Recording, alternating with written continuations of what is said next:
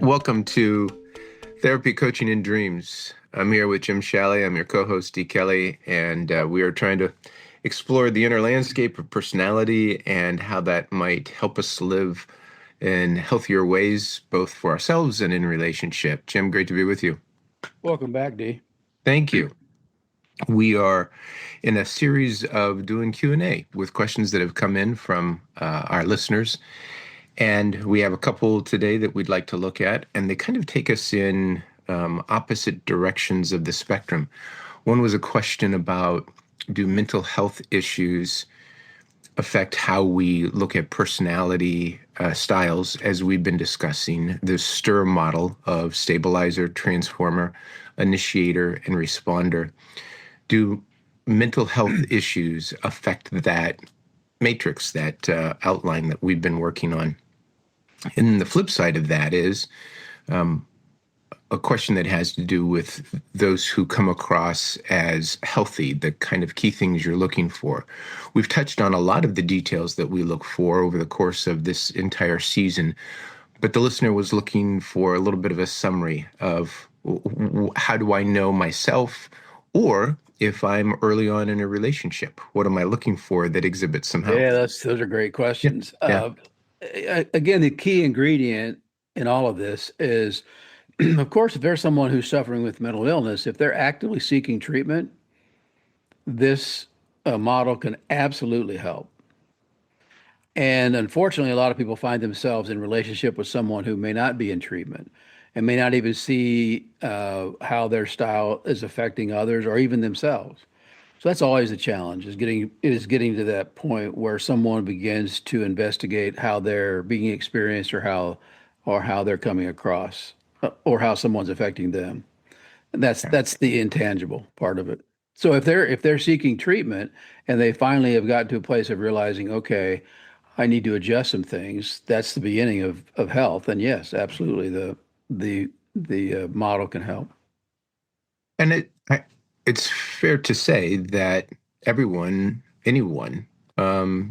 can go through a season where mental health takes a dip, and Yep. subject to a lot of things through experiences.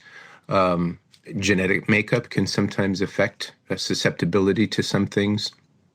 And how we've, when we talk about family of origin, looking back to move forward, that Right. family of origin can have a great effect on mental health issues.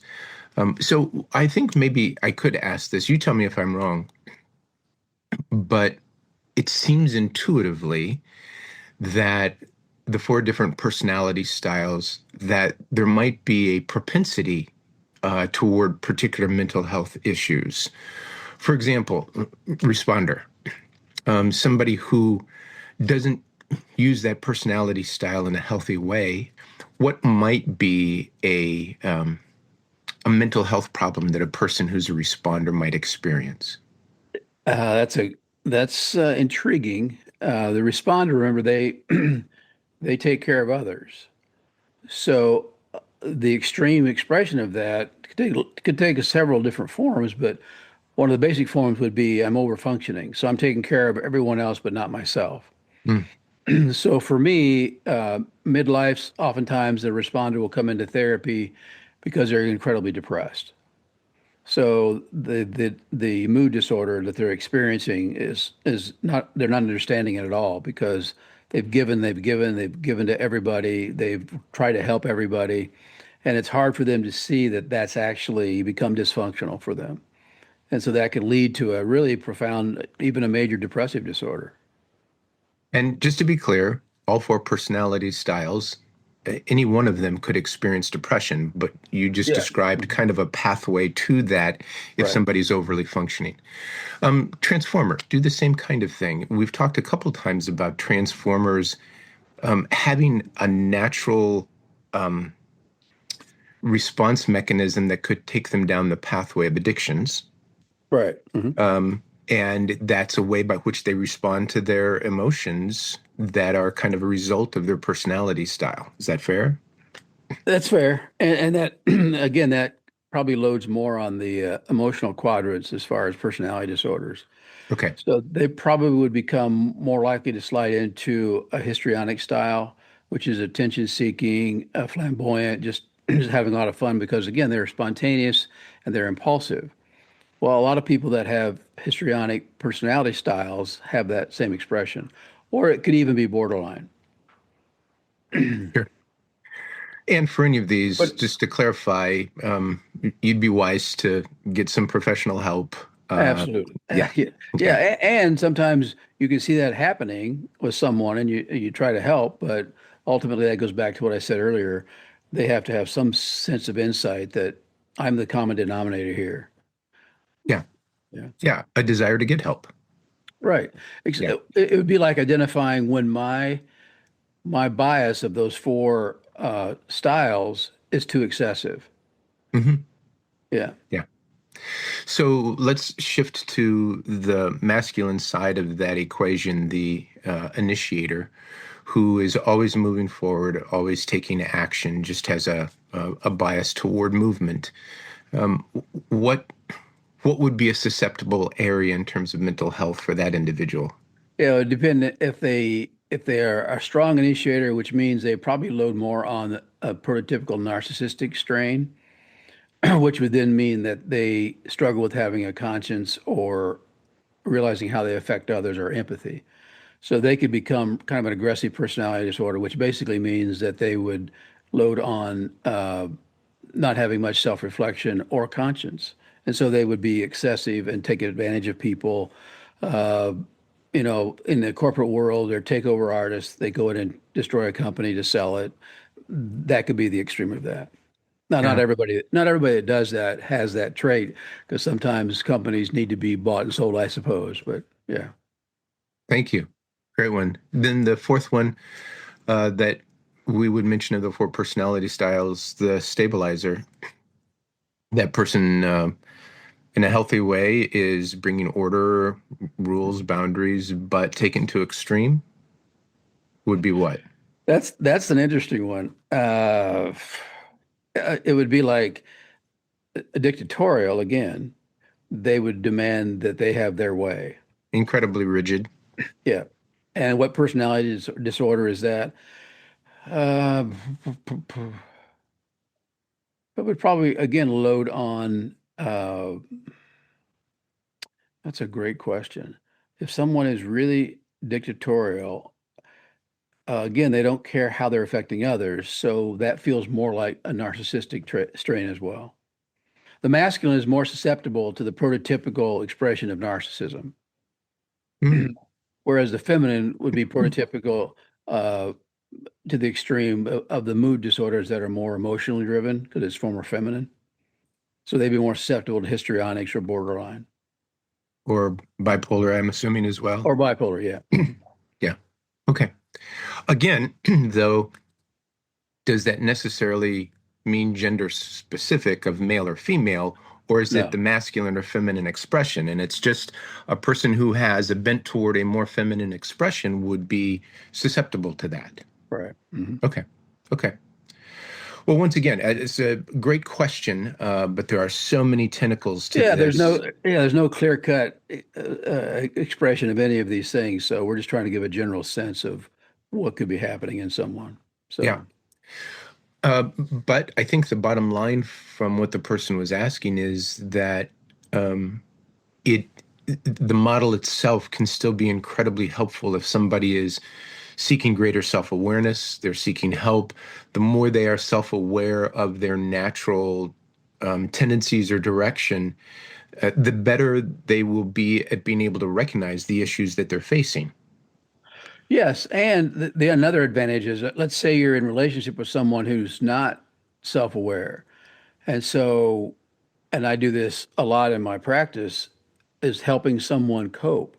They don't want to get out of the relationship. They don't want to divorce in the case of a marriage, but they want to stay. And so a lot of conversations about how do you manage yourself in response to someone who isn't interested or doesn't even see that they have these certain traits that are dysfunctional in their relationship. It's difficult. Yeah. Yeah. That's to me, a perfect bridge to the other half that we were talking about when we introduced today's episode. And that is what you look for when you're looking for health and balance, both in yourself and in relationship. But since you started, pardon me, since you just ended that section with saying how you can cope if you're in a relationship you don't want to leave with somebody who's struggling with some things, let's take that a step further. Early on in a relationship, you're looking for clues of health, which I think is an appropriate thing to do. And so I'm entering into, second, third date with somebody. What kinds of things do you think are part of this natural human interaction that we ought to pay attention to? And I'm going to start off with something we talked about last week, and that is the notion of flexible thinking. If you're having conversations about life, about somebody's work, about political issues, the notion of flexible thinking is one of those wonderful little cards you can watch be played by somebody you're dating as to whether or not they're incredibly rigid or and they can agree with you and still be incredibly rigid. So that's easy to get sucked into somebody who thinks like I do, but there's no flexibility. Absolutely. And that's a really interesting dynamic in the sense that, especially if you're getting to know someone, there's a strong attraction. You'll actually act as if, okay, yeah, I understand that. But when it comes down to it, a year into the relationship, they're really rigid and they're not budging. And so they're not as flexible as they appear. They can see your point of view, but they also really hold on to their own view, which isn't a good or a bad. It's how open they are to accepting a different point of view truly and not just give it lip service. So that's one of those things that's just so hard to know in the beginning. Yeah. So, because of that, I'm going to take us back to where I think this should begin, and that is the greater self awareness you have, the less susceptible you are to being fooled into some of those kinds of things. If you know that you're naturally attracted to something that's not very developed in you and you're unconscious about those things, that's problematic. So let's go back to the individual, and we're probably not going to be able to identify famous people because we don't know what they're like in their private life. So let's It's just, so, it's so true. Yeah. yeah. So let's just talk about an individual who tends toward the masculine expression of personality.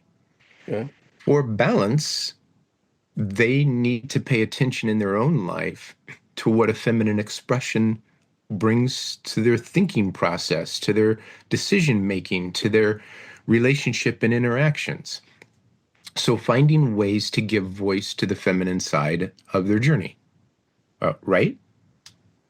Yes. Just not easy. Yeah, that's why there's a long yes.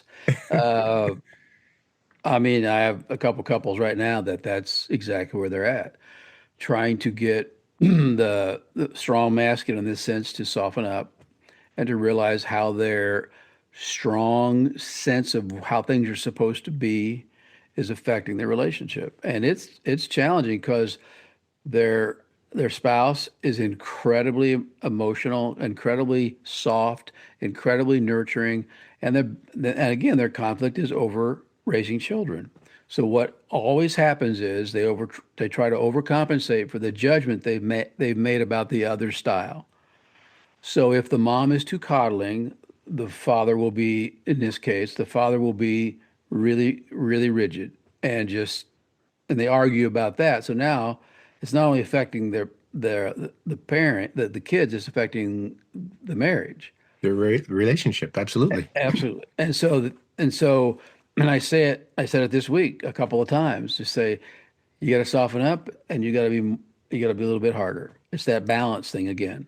It is moving toward the middle. It is Absolutely. absolutely true. So the feminine cycle has to set better boundaries, and the masculine has to be able to give a break and say, "Hey, come here, kid," and have a Yeah. conversation. Yeah, And again, it's not necessarily the male or female that's doing this. If the male has the strong yeah, feminine attributes of nurturing and coddling, they need to move further toward the center of setting appropriate boundaries. And the If it's couple's basically looking at each other saying, well, if you would just be softer, or if you just be harder, we'd be fine, rather than looking at themselves and saying what we basically our whole framework is about. Wait a minute, where do I need to move? And I've had such nice progress when I get a father who is just so accountability driven, and I can't let my kid get away with that to walk alongside that kid and validate the feelings first, which is the softer side. I said, you can still, and you have so much more leverage to be able to have a conversation with your kid when you validated their feelings. And I said, the soft has to come first. Now, the reverse is equally as true. If the feminine energy has to be a little bit harsh at first, has to set a boundary, and then they can use their natural softness after they set the boundary. And then again, it's all internal from that perspective, like we've talked about over our episodes. I think one of the characteristics of many relationships with whom I have the privilege of working is that there is, at somewhat of an unconscious level, this resistance to be the first one to move toward the middle. Yes, it's like another way I frame that is the control issue, like we've Yeah, talked I'm going about. to give up ground. No way. Yes, I'm the only one holding the right spot. exactly. If I wasn't parenting our kids the way I'm parenting, they'd be a mess. Yeah, they'd You're be in right. this office instead of me. And that's why when I frame it for couples, I will say, when you come into the office, typically you're facing away from each other. I said, I can maybe explain some things so you start looking at each other. I said, but then vulnerability starts where I'll take a step forward by being vulnerable. But if the other person doesn't match that, I'll take a step back. And I said, that's why the dance is so delicate as far as getting to a place where I can see how I'm affecting things so much so that I can risk the vulnerability. Yeah. And I think you probably understated it. If the response isn't what I think it should be, I might take two steps back and Oh, prove my point. absolutely. Yeah. Absolutely. And then they fire me as a therapist because I suck. Yeah. Serious issues with hard solutions, but when you begin to honestly assess what's going on, it really does open up your eyes to the dynamics that take place. So that give and take on the feminine, masculine expressions, the same thing is true if I fall into a strong dynamic expression and I'm trying to find a healthier place for myself. I need to give attention to a more static expression of that energy, a more stabilizing responder Mhm. voice. Conversely, if my natural place is to be in that static, organizational, systematic way of living, I need to pay attention internally to the things that bring movement in my life, that pull me to action, that lead me toward greater valuing of intuition. And that's a way by which I can get healthier so that when I move into a relationship, I am not desperately needing that other person to fill a blank place in my life. Yeah. Um, but I'll have to say that with working with individuals who aren't in relationship, it's sometimes difficult to get them to see the value of that shift because they have Oh, strong yeah. biases against that other way of expression. Yeah. Yeah. Particularly if they've been harmed by somebody who falls into that other Absolutely true. side of the scale. Yeah. And then you got to, and then you have to work through that victim mode and all the other stuff that come with it to preserve our sense of self. We use so many strategies to protect ourselves from being hurt ever again that we close ourselves off. And I think that's another value of what we're talking about as far as being balanced. So wait a minute, if I'm feeling like I'm hurt all the time, so how do I need to take care of myself? And again, if I'm really hurt, the quick response is somebody externally is supposed to come help me heal. And we're looking for that person. Well, and it could be a therapist, to go to a therapist, which can be the start because ultimately a therapist represents self-awareness. And so that can be the start of it. But at some point, I have to internalize that to a place of, wait a minute, nobody's coming I had a lady yesterday say, I've realized over and over, no one's coming to rescue me. Except me and you, of course. We're coming to rescue people. So, Yeah, I'm glad you clarified that. yeah, because we're the only two left that can rescue people. So, That's right. The only two left. The the movement within relationships, when there is a healthy balance, an appreciation for the other, flexible thinking, I think that there is an interesting dynamic that sometimes is difficult to explain, where there is a healthy independence and a desire for interdependence, mhm. a healthy place where I'm not dependent on the other for the essentials of what it means to be healthy and happy, but it becomes so enhanced when there's somebody who's in that dance doing a similar kind of thing. Absolutely. I mean, yeah, we don't want to give the impression that you can like live on an island forever. So I think that's a great point. When you get really kind of healthy internally, absolutely. We want to be interdependent. We want somebody to share our life with. We want somebody to engage with. And when you're doing that together with someone, it's really, really rewarding. Yeah. I can recall some times in my life where the journey toward that place of recognizing how much my projections were thrown onto my partner, my spouse, Hmm. realizing that what I thought were issues of conflict externally were actually issues of conflict internally. And when I gave up the need to give outward expression to that and wrestle with what was going on inside, all of a sudden the weight in that area of our relationship, it just began to like evaporate, like a fog that when the sun comes out and it starts burning up the fog, and no longer being dependent upon a response for me to be satisfied. That I don't know how to say it other than it was a complete game changer. No, that's exactly what happens. You internalized that part of what you were projecting out on someone else is supposed to do. And when you realize that, yeah, that's what when I talk about a heart change, that's what I mean. My heart has shifted so much so that I no longer need that, and the whole relationship changes. And oftentimes, the person that I wanted something from begins to give it because there's no negative pressure. That unconscious pressure is fascinating, and I wish there was a way to kind of quantify it and be able to make it visible because it's so true. If I give up your need to be a certain way, genuinely, I never hardly ever think about it again. So many times you start expressing the very thing that I wanted. And I know it's probably metaphysical or whatever as far as how the brain functions, but again, I'm projecting. The power of projection is intense. So I need you to be a certain way, and you better be that. And if you're not, my life's miserable. Wait a minute. No, you're projecting. So if you take that, own it, the heart shifts, and yes, so much time, the toxicity dissolves so quickly because you're basically projecting your own toxicity onto someone else. Yeah. There's a lot there, but yeah. But there's also this wonderful realization when you begin to put it into practice that all of a sudden you also begin to see that others, and in this case, a partner, a spouse, when they do that projection, you all of a sudden take it far less personally. It's like, oh, they're just struggling with stuff of their past, their life, bad day. It's not me. And if it is me, I can take that. That's fine. It changes how you receive, not only how you project. Oh yeah. Yeah, That's a great point. That's a yeah. great point. Mhm. I think this is a great place to bring it into this session.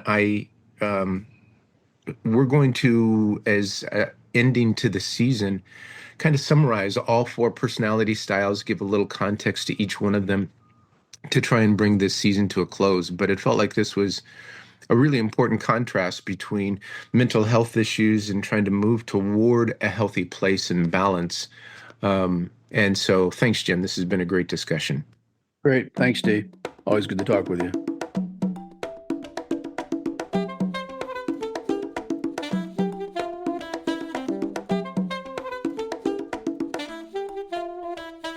Well, that's it for this episode of Therapy, Coaching, and Dreams.